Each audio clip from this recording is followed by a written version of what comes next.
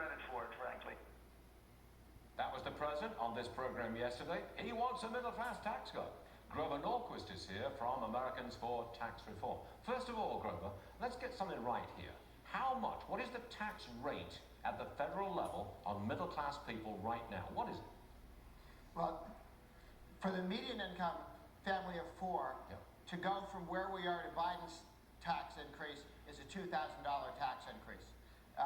We've taken all the rates down, and you're looking at, the first rate is 0%, and then it kicks in at 15, it goes up to 37.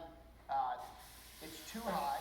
It needs to come down more. What is the middle class tax rate? Is it 15% on middle class income, median family income? What is it, $65,000 a year? What's the federal tax rate on that?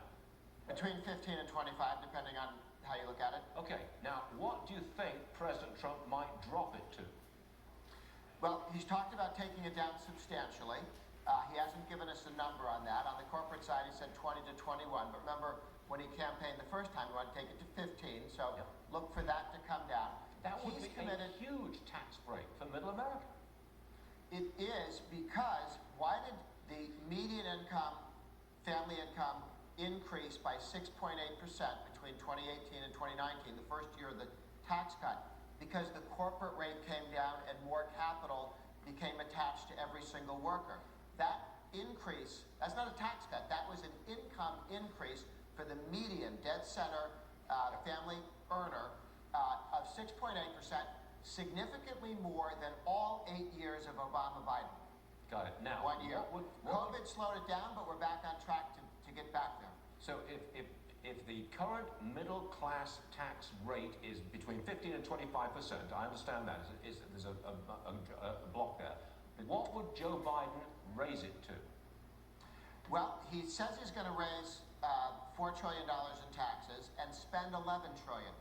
So there's a big number in there that he hasn't told you how that tax is going to be. What he has talked about is an energy tax or a carbon tax that would hit all Americans.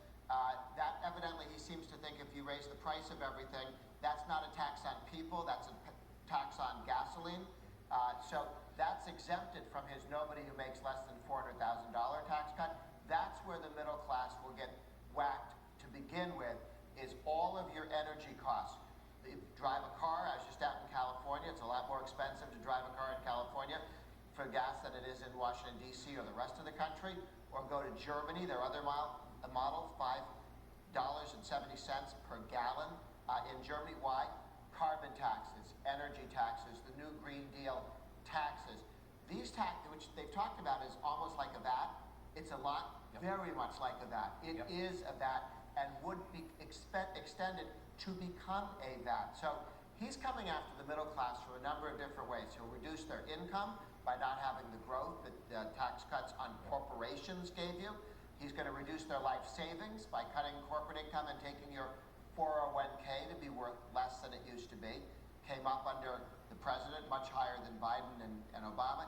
He'll take it back again. The number of jobs will disappear as he raises the minimum wage and makes it a crime for young people to start working early if they're not worth $15 or $20 an hour yet. All of those things damage the middle class.